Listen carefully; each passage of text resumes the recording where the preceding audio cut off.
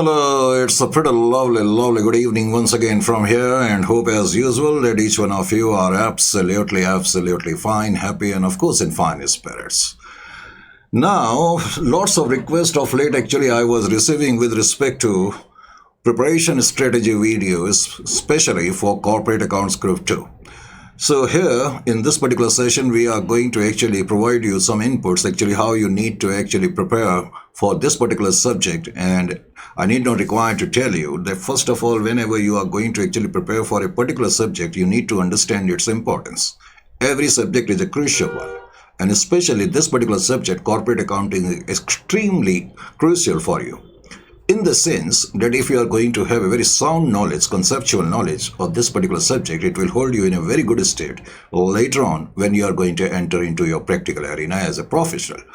But as an experienced faculty, actually I have seen through my experience that lots of the students simply actually just go through the subject. Their main intention and target is to somehow score actually good marks. That's all. They never actually visualize the ultimate scenario. What is your ultimate aim? Why you are pursuing this particular course? You are pursuing this particular course simply because you want to become a CMA, a professional, and ultimately you have to enter into your practical arena. So you need to understand that why it is a crucial subject. Once you are able to understand, then only you will be able to actually get motivation enough to score very good marks. And it is not tough, let me tell you. And let me also tell you in the beginning itself, to score very good marks in not only in this particular subject, rather in any particular subject, you don't need very hard work. You need very smart work, to be very honest with you. So coming back to what we call corporate accounting, as far as this particular subject is concerned, you know better than I'm talking about CMA Group 2. Correct? CMA Group 2 corporate accounting. You know actually this particular paper actually comprises of corporate accounting and audit. Correct? Number one. However, we are going to talk about today only with respect to corporate accounting because that's my area. So as far as preparation strategy is concerned with respect to what we call corporate accounting, the first step whenever we prepare for a particular subject is to know about the syllabus, the topics which are contained in the syllabus. So a very deep scanning of the syllabus is the first requirement. So for that you need to actually pay attention here. If you are going to have a look over the syllabus which is issued by your institute, this particular paper has been divided into 5 units, correct? The first unit, as you can see here, is accounting for. And in this unit, you are going to study issue of shares, forfeiture of shares. And good thing is that all these chapters you have done actually in your earlier phases of education, isn't it or not? Besides that, we have rights issue. It's a very small chapter. Then bonus issue, again, it's a very small chapter. In fact, this particular unit actually comprises of lots of chapters. But most of them are quite small. For example, rights issue, bonus issue, hardly it will encompass one class. Rights issue, even one class for bonus issue, and likewise sweat equity share. Generally under it actually some theoretical 1 or 2 paragraphs are given in your module, and similarly employee stock option, stock purchase scheme. Now out of these chapters you can expect in the examination a small question from forfeiture of shares topic. Ask you small question from this particular topic, forfeiture of shares. What we have seen actually, if you are going to analyze the what we call trend of the question papers of the new syllabus, you'll find that more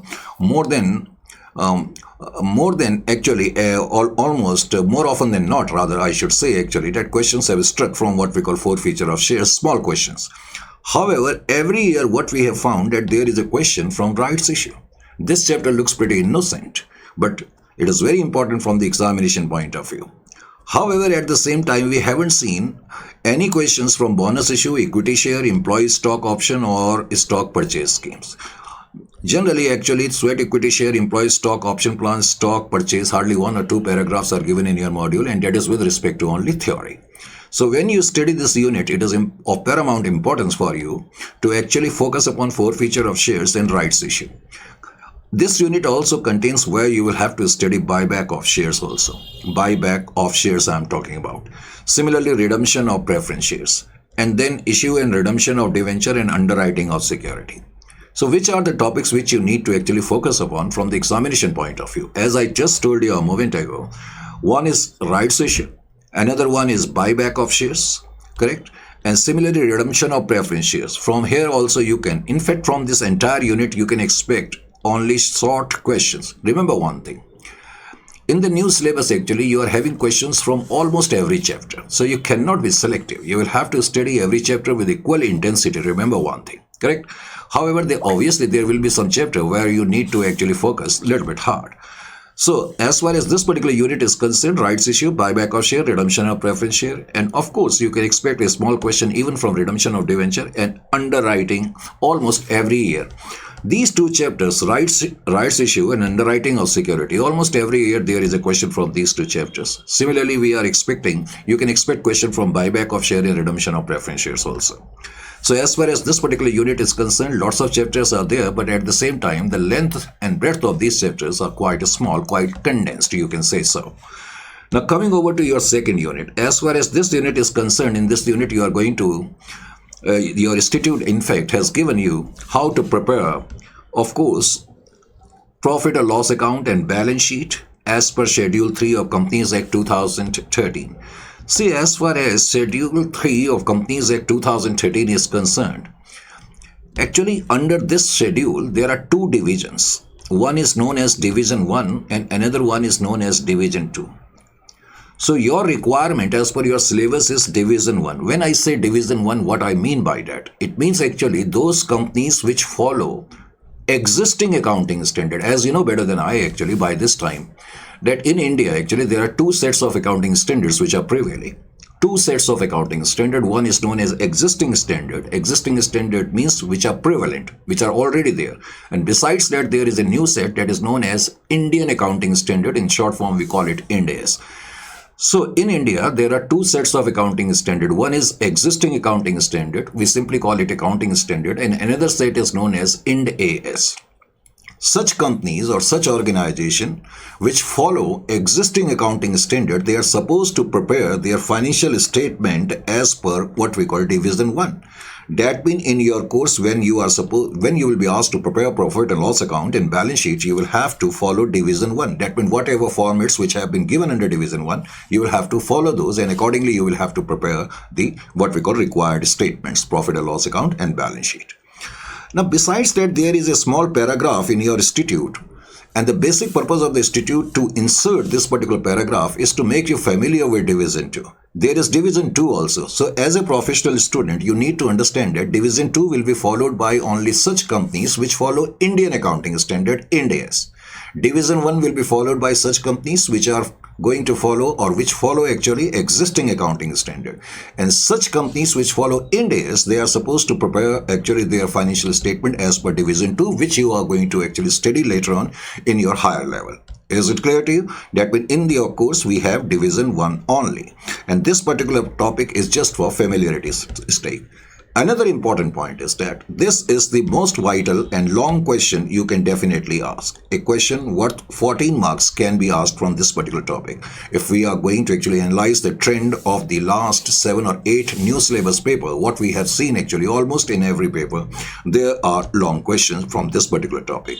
So this is the what we call this is the unit wherein you will have to put a little bit extra efforts. I need to require to tell you. Then as far as third part is concerned, that deals with actually cash flow statement. And cash flow statement, right from your accounting journey, you have been studying and you are quite familiar with it. But the questions, what we have seen in the examination, again a long question. Even from this particular topic, you can expect a long question. As I told you, if we are going to actually analyze the trend of the latest examinations, what we have seen actually, generally the long questions have been striking in the examination with great velocity, especially from what we call this particular topic, Unit 2 and Unit 3, that is cash flow statement. So again, you will have to stress out and don't be under a notion that you know every bit of what we call cash flow statement because you have studied it in your class 12th and in your earlier phases of education. But here the question which you are going to face in the examination are very tricky one. Generally, income statement questions will be over there and you are not familiar with solutions of those questions. So again, this particular topic, even though you are quite very well familiar with the what we call conceptualities, but in the light of your paper, you will have to study a way bit hard. Correct? And similarly, now in Unit 4, here you will learn how to prepare what we call accounts related to banking company, electricity company and insurance company. And many a time you have seen what we call other faculties. They proclaim actually these are very formidable chapter, very crucial chapter, very long chapter. No doubt about that. These are very long chapter. But categorizing them into a very crucial, penetrative, formidable, strong chapter is not worthy of what we call worthy of in the sense means when we look into the what we call your past paper trends. What we have seen in the what we call new syllabus, hardly small questions have been asked on these topics. So indirectly what I am trying to insert into your mind, I told you smart study is very important. You will have to actually you will have to actually do this chapter, no doubt about it, every topic you need to do. But you have to keep in your mind only that small questions can be asked from all these topics: banking company, electricity company, and insurance company. No doubt you will have to work hard to understand these chapters. Conceptual clarity is the what we call first thing, no doubt about that. But the important point is that it is also important to visualize which sort of questions and what sort of question could be asked in the examinations. So generally short questions will be asked from the examinations, correct? Even banking company, electricity, and insurance. And what we have seen, if I am going to analyze further your recently held examinations, the insurance chapter you will see later on can be divided into two parts: general insurance and life insurance.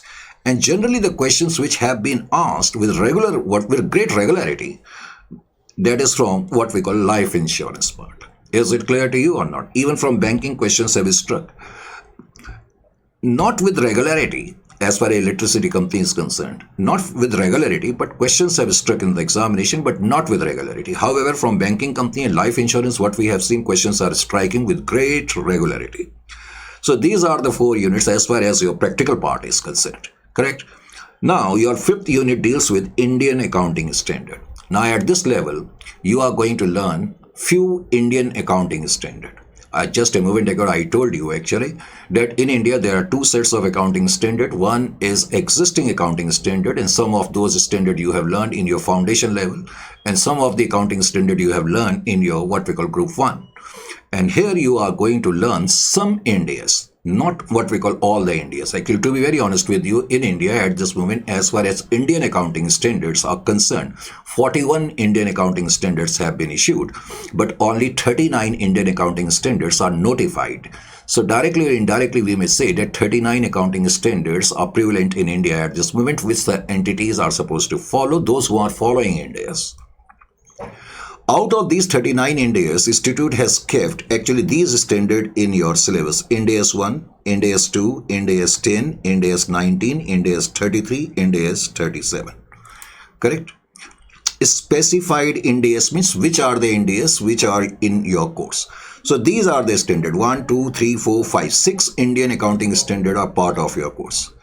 Generally, what you are supposed to study, honestly speaking, in your module, these standards haven't been given in a full-fledged manner. What I mean to say is, actually your institute wants you to have a basic idea with respect to Indias 1, Indias 2, Indias 10, Indias 19, Indias 33, and Indias 37. Now, what sort of questions you may face actually? From Indias, generally you will be given a sort of what we call case study, and wherein you will have to find out to which Indias it relates to, and according to the provisions of those Indias, you will have to actually deliver the answer. Correct? Number 1. So, which are the Indias where you need to focus hard? What we have seen, if we are going to analyze, as I told you, last 7 or 8 new syllabus question papers or examination papers, you may say so. What we have seen, questions have struck from employees' benefit, but through my experience, we have seen actually hardly any student actually do this particular Indias. And to be very honest with you, student, neglect this part. Don't do this. If you really want to become a good professional, you need to have a very deep conceptual understanding of Indian accounting standard. Correct? Number 1. So this is the Indias where you need to focus hard. And similarly, questions have struck from earning per share also. That is Indias 33. These are the 2 standard. Correct? If you are going to analyze your past paper, what we have seen, lots of questions have been asked from these 2 what we call standard almost every year. Almost every year. And as far as other Indias is concerned, so either theoretical notes have been asked, or what we call very small questions. So you have to study every standard. It doesn't mean that you have to study only these two Indias, but you have to focus a little bit hard as far as India's 19 and India's 33 is concerned. Is it clear to you? And in this unit, there is a small one paragraph chapter that is related to conceptual framework. Is it clear to you? So as far as your accounting portion of your corporate accounts and auditing paper is concerned, correct, this is your syllabus. Once you have gone through your syllabus and you have figured out which are the important, what we call topics, then in order to have a very formidable preparation, correct, your preparation methodology should be, one, there should be absolute conceptual clarity. Absolute conceptual clarity. Sir, how can we acquire the conceptual clarity? Of course, it is easier said than done, but sometimes it becomes very difficult. See, you will be able to develop conceptual clarity if you are ready to put in hard work by yourself. This is the first criteria, correct? Nothing in this world is there which you cannot do by yourself. Remember one thing. This is one point. And another point is that in case if you want to take the help of the what we call tuitions or the coachings or the lectures, whatever you may call it, then conceptual clarity, when I say, it could be delivered to you only if you have very potent penetrative tutorials, that mean lectures, and they are coupled or supplemented or complemented with very strong, latest, updated, well-researched study material. So the lectures must be from through your experienced faculties, number one, correct? Lectures should be such that they are able to give you a very potent, very penetrative, very formidable idea regarding the what we call concepts. And it must be supplemented, as I told you, with a strong, latest, updated study material. And you must have noticed actually, every 6 months, we are giving you almost latest recorded lectures, correct? Every 6 months. And as far as good preparation methodology is concerned, another important point is the resources. Sometimes students ask, sir, which are the resources which we need to bank upon? Obviously, the first thing is your own module. Obviously, you need to do past year question, your revision test papers, and of course, your MTPs. These are the resources. Or you need a book which contains what we call all these things. And we are happy to actually provide you this volume, Corporate Accounting, a Master Guide for Exam Preparation. When you will go through this particular book, you will find that it encompasses every gamut of your module. It contains all the questions, all the recently held examination questions of new syllabus till up to this particular date. And besides that, all the what we call questions which we feel are very important from the examination point of view. So that is why we are going to give you the most potent arsenal. And I'm very sure once you will go through what we call our lecture series, and with the help of this book, you will be able to actually get a supreme what we call command over this particular subject. And this particular book, we have already gone through the syllabus. This particular book will contain, of course, all the chapters accounting for share capital, issue of bonus shares and rights issue, as I told you, then redemption of preference share capital, correct? And then buyback of securities, and then underwriting of shares and debentures, then employee stock option plan. We have covered this particular chapter also. Then preparation of financial statements. Now, as far as preparation of financial statement is concerned, I've already told you actually that this is a very, very formidable chapter. Then financial statement of insurance company, we have divided this chapter into two parts. One is general insurance and another one is life insurance. Just a moment ago, I also told you that your life insurance part is pretty important in comparison to your general insurance, because almost every year, as I told you a moment ago also, that with great regularity, almost every year questions are striking from this particular chapter. A small question, and it's a pretty easy chapter. Then accounting for electricity company. Although it's a pretty formidable chapter, or should I say it used to be, but I'm very amazed to see that in the new syllabus, so far I think 8 or 9 papers we have gone through, and what we have seen actually, questions hardly have been asked from what we call electricity companies, correct, barring 1 or 2 attempts only. So yet you will have to actually pay attention to this particular chapter. Banking companies, almost every year we are getting a question, but at the same time it's a very small question. Cash flow statement. So long questions could be asked from preparation of financial statement, and cash flow statement.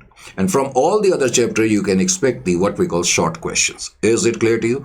And we have given you a plethora of what we call examples with respect to what we call your Ind AS. Your Ind AS 1 deals with presentation of financial statement. Here you are going to learn that in the light of Indian accounting standard, how an entity actually need to prepare its financial statement. Ind AS 2 relates to valuation of inventory, and it is similar to existing accounting standard AS2. It is going to provide us some guidelines, correct, how an entity need to actually value its inventory, how it should be presented. And similarly, events occurring after the reporting period. So there are some events which occur after the date of reporting period but prior to the date of approval of the account. Then how the accounting treatment will be done with respect to such what we call transactions or events. That is the core theme of this particular Ind AS. The employee benefits, lots of employee benefits are given, cash benefits, non-monetary benefits, monetary, non-monetary benefits. So how their accounting treatment is done, here you are going to learn under the what we call Ind AS 19. And similarly, earnings per share, and then provisions, contingent liability and contingent asset 37. Actually, I told you a moment ago that earning per share and employee benefits, these are the two most vital what we call Ind AS, and almost every year there is a question from these two Ind AS. So do not actually neglect. After having gone through actually all this, still some student may ask actually, sir, what about after, suppose if we buy your what we call course. In fact, we are providing our entire course free of cost, as you know. All you need to do is that simply you can watch all the lectures, our premium regular course, and these are latest recorded lectures. Let me also clarify it, correct? And we are providing this lecture absolutely free of cost. You can watch them, but all you have to do is to buy our book. Now, many students actually still, even after having gone through what we call this much of discussion, may nurse a feeling, so do we need to do the institutes module also? I have already told you, you need to. But after having what we call gone through our course and our book, you need not require to hunt for any other material, because we have included everything from your module also. So you need not require to hunt for any other material. Then how to revise sometime question is asked. Those among you who know us better, actually, they have already seen that besides giving you the lecture series, entire course series, we are also providing revisionary lectures absolutely free of cost. And in the revisionary lectures, we are covering all the past year questions, and besides that, even what we call some mock test, wherein actually we include the questions from our side also, correct, and past year examination questions also. So everything is at your disposal, virtually free of cost. You need to actually take opportunity of it, and you must go for it. What about doubts? Many students ask, and those among you who know us better, they know actually how strong we are as far as what we call taking up doubts are concerned. You have the three what we call levels through which you can clear your doubts. These are the three levels. I will share these sheets. You can go through these sheets also. So these are the things, correct, which you need to do, and this should be what we call your strong strategy and the smart strategy which you need to adopt to really fare very well in the examination. The first thing which you need to understand, simply don't think that it's a corporate accounting, it's just a subject we have to somehow actually just learn and get good marks. If we are going to have such feelings, you will never ever be able to understand the conceptualities associated with this particular subject, and which is of paramount importance. First you need to nurse a feeling and develop a feeling that you are a professional student and you want to have a very strong foundation of corporate accounting principles. Then only you will be able to understand how crucial this particular chapter is, not only for scoring high marks in the examination, also for the fact that when you will become a professional, the principles which you learned over here and the foundations which you made very strong over here, how they are helping you in really facing the real-time situations in the practical area. Correct? So these are the things, and sometimes students also ask, kindly actually give us some input regarding the what we call paper pattern. You know better than I. Your paper is actually corporate accounting and auditing, and all in all, you are going to have 8 questions. Question number 1 is compulsory, wherein 15 questions will be MCQ question. That means 30 marks are at your disposal. Correct? And then among the remaining 7, you are supposed to actually attempt 5 questions. So this is your paper pattern. I hope that after having gone through what we call this particular session, you must have got a bit of what we call idea and bit of what we call input. And let me also once again remind you that we are providing these courses absolutely free of cost. correct? And you can simply what we call join this YouTube channel, CMA Virtual Planet English, and there is a CMA Virtual Planet Hindi also. And then you can join the Telegram channel. This is the help desk number, correct? And all these things will be given under the description. So in case if you have any query you want to actually ask, or if you want to clarify something, you can definitely contact over here. So that's all I just wanted to share with you on account of your request. I hope I have heeded to your request, and I always try to heed to your request, pay attention to your request whenever requests are made to us. So on such count, I take leave of you with best of luck and with lots of blessings. Thank you.